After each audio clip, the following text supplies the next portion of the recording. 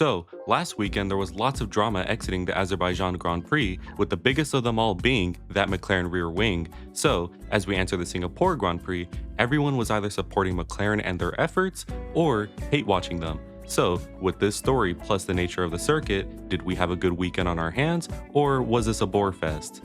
Well, in my opinion, this weekend was so boring since it really was just a one and done thing for McLaren. So with the weekend now concluded, we wait for Coda to happen in 1 month. Who made this calendar?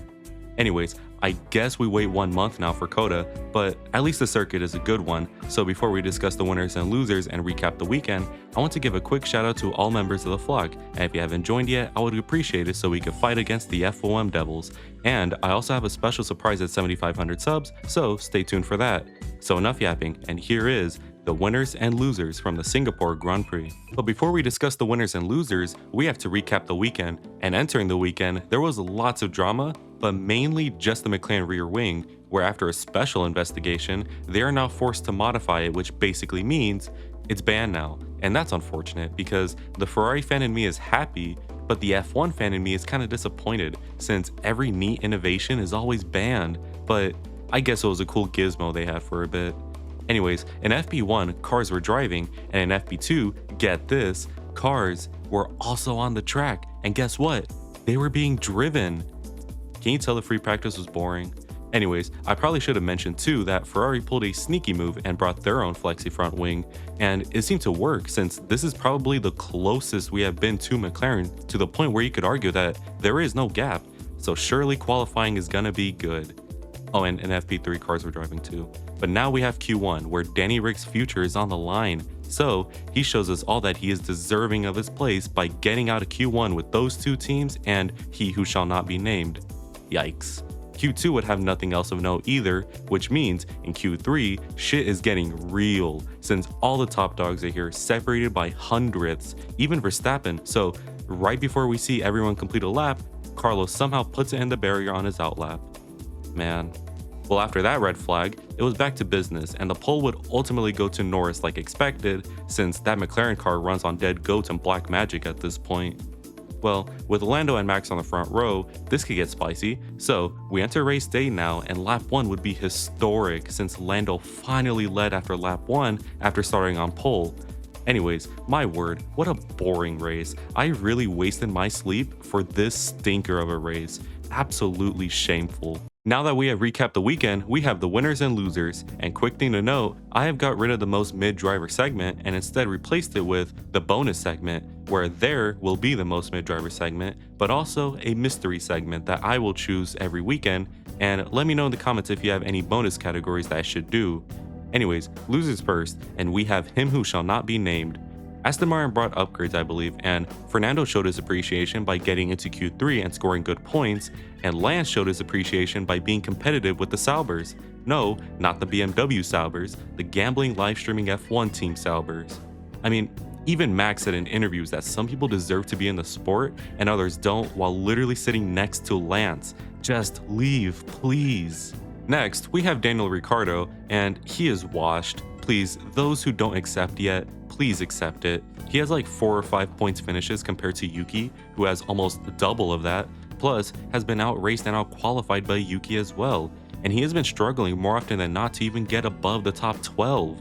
That is not the Danny Rick I know. The Danny Rick I know is the guy who put Renault back on the podium, the guy who won 7 races for Red Bull, the guy who embarrassed Vettel in 2014, who was the reigning 4-time champ at the time.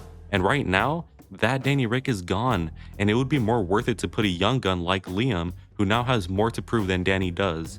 He will be missed, but ultimately it was the correct decision, but harsh nevertheless, considering when you take the team into account as well.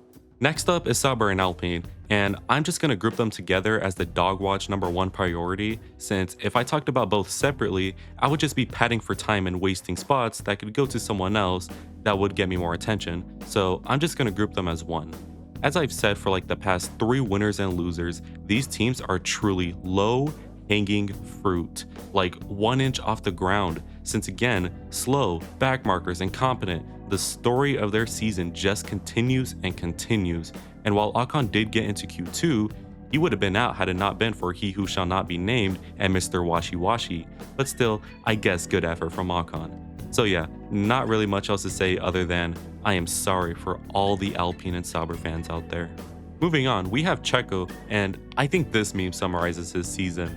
After a fairly brilliant Baku before the crash, we thought he would continue this form into free practice, and it did look like it. However, we entered his number one op, and that is Q2, where he fell victim yet again. If this was 2023, we'd be saying whatever, since Red Bull looks locked in for the championship. However, in a season like this where McLaren are now leading the constructors, it seems that maybe this is the final nail in the coffin for the title, since I can't see how they come back from this and get it with the bad car and the inconsistent driver. Man, what has happened to him? Went from fighting for podiums to fighting Hulkenberg for P9. Finally, we have Albon, and what a weekend to forget. Had a mediocre Friday and Saturday, and in the race, he did the German Grand Prix 2020 thing again and complained about the racing. Real question though, this is Alex's first series teammate since Max, and some people are thinking that he will struggle, especially next year against Sainz. So let me know what you think of that sentiment. I'll refrain my opinion for now. But yeah, he also retired due to engine issues, and yeah, just a really bad weekend. Now for the winners, and we first have McLaren, and what else do I have to say? This is going to be short because that spaceship is honestly brilliant. What use is coping anymore? We just gotta accept it, and that car is a brilliant piece of work. And just imagine how more it would have achieved had a driver like Max, Lewis, or Charles was in there. But yeah, another good weekend for McLaren and their drivers. Next up, we have Max, and he did what he could, and I do think he will still win the title, but at this point, I'm not going to be surprised if Lando wins it. Anyways, this man is doing 110% and is just getting nothing back from the car. It's low-key kind of sad because this man is without a doubt the best driver this season, but his car is just failing him. I'll let you guys in on a little secret. My next video will be about Red Bull's downfall, and there we will see how we got here and what's next for Max. But anyways, a podium in that hog is probably more applaudable than a championship in the MCL 38 in my opinion. Moving on, we have Franco Colapinto, and I am amazed by him. Third Grand Prix weekend, and he is this good out the gate. If you need further evidence that F2 is fraudulent, here you go. Behrman bad in F2, but yet scored points twice in a row now as a sub in F1. Colapinto was mediocre in F2, but is performing leveled with Albon so far. I predicted that he would do bad this weekend, but if he did this good, then he no doubt needs a seat for next year no matter what. But yeah, maybe it's recency bias, but he did really good this weekend since, again, third weekend in F1, coming off of Baku as well. Moving on, we have Hulkenberg, and this guy is great since he really can haul any car and get it into Q3 and points. After a quite frankly embarrassing Baku where he got confused with the crash and let Behrman and Hamilton through, which meant no points, he was pretty mad. And I would say this weekend was a nice bounce back since he did the maximum, I would say, and proved to us that he is still deserving of his place in F1. Let's just hope that at Sauber he could perform the same, but I doubt it. Next up is Yuki, and in a weekend where his teammates struggled, he was good since the car actually looks like how it did at the start of the season. Can't say the same about the strategy though. And this makes me happy because looking at the past few races, this guy couldn't catch a break.